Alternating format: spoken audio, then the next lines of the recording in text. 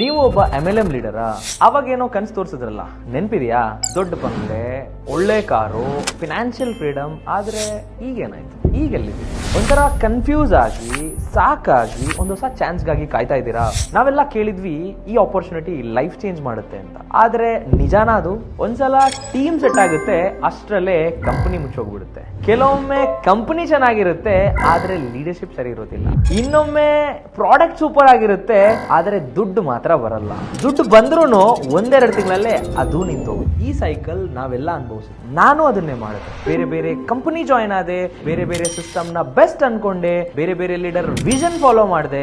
ಆದ್ರೆ ಒಂದು ದಿನ ಅರ್ಥ ಆಯ್ತು, ಇಲ್ಲಿ ಪ್ರಾಬ್ಲಮ್ ನಂದಲ್ಲ, ಈ ಇಡೀ ಸಿಸ್ಟಮೇ ಪ್ರಾಬ್ಲಮ್ ಅಂತ. ಹಾಗಾಗಿ ನಾವೊಂದು ಹೊಸ ಸಿಸ್ಟಮ್ ಹುಡುಕಾಟದಲ್ಲಿದ್ವಿ. ಅದು ಹೇಗಿರಬೇಕು ಅಂದ್ರೆ, ಪ್ರತಿಯೊಬ್ಬ MLM ಲೀಡರ್ಗೂ ಪರ್ಫೆಕ್ಟ್ ಆಗಿರಬೇಕು, ಆದ್ರೆ MLM ತರ ಇರಬಾರ್ದು. ಇದು ಬರೀ ಒಂದು ಬಿಸ್ನೆಸ್ ಆಫರ್ ಮಾತ್ರ ಅಲ್ಲ, ಇದು ಒಂದು ಹೊಸ ಬಿಸ್ನೆಸ್ ಮಾಡೆಲ್ ಸಹ. Company own franchise operated model.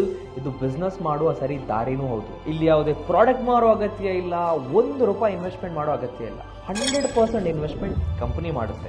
ಲಾಭದಲ್ಲಿ 49% ನಿಮ್ದು, 51% company.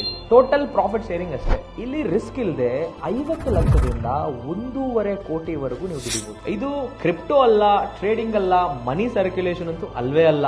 Real structured business model. Experience ನೆಟ್ವರ್ಕರ್ಗಳ ಜರ್ನಿಯಲ್ಲಿ ಇದೊಂದು ಟರ್ನಿಂಗ್ ಪಾಯಿಂಟ್. ನಮ್ಮ ಹೆಚ್ಚಿನ ವ್ಯವಹಾರಗಳು ಎಲೆಕ್ಟ್ರಾನಿಕ್ ಮತ್ತು ಫರ್ನಿಚರ್ಗಳೆಲ್ಲ ಆಗುತ್ತೆ. ಕರ್ನಾಟಕದಾದ್ಯಂತ 22 ಜಿಲ್ಲೆಗಳಲ್ಲಿ ಈಗಾಗಲೇ ನಮ್ಮ ಬ್ರಾಂಚ್ ಆಫೀಸ್ ಓಪನ್ ಆಗಿದೆ.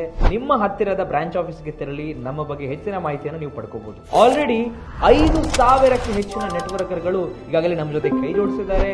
1.5 ಲಕ್ಷಕ್ಕೂ ಹೆಚ್ಚಿನ ಗ್ರಾಹಕರು ಈ ಒಂದು ಬಿಸ್ನೆಸ್ ನ ಫಲಾನುಭವವನ್ನು ಪಡ್ಕೊಂಡಿದ್ದಾರೆ. ಹಾಗಾಗಿ ನಮ್ಮ ಬಿಸ್ನೆಸ್ ಅನ್ನ ಮುಂದಿನ ಹಂತಕ್ಕೆ ತಗೊಂಡೋಗೋದಕ್ಕೆ 100 ವಿಷನರಿ ಲೀಡರ್ಸ್ ಗಳ ಹುಡುಕಾಟದಲ್ಲಿದ್ದೇವೆ. ಇನ್ಯಾಕೆ ಯೋಚನೆ ಮಾಡ್ತಾ ಇದ್ದೀರಾ? ಯಾಕೆ ಲೇಟ್ ಮಾಡೋದು? ತಕ್ಷಣ ಈ ಲಿಂಕ್ ಮೇಲೆ ಕ್ಲಿಕ್ ಮಾಡಿ ನನ್ನ ಜೊತೆಗೆ ಪರ್ಸನಲ್ ಅಪಾಯಿಂಟ್ಮೆಂಟ್ ಫಿಕ್ಸ್ ಮಾಡಿ ಈ ಒಂದು ಜರ್ನಿಯಲ್ಲಿ ನೀವು ನಮ್ಮ ಜೊತೆಗೆ ಭಾಗಿಯಾಗಿ.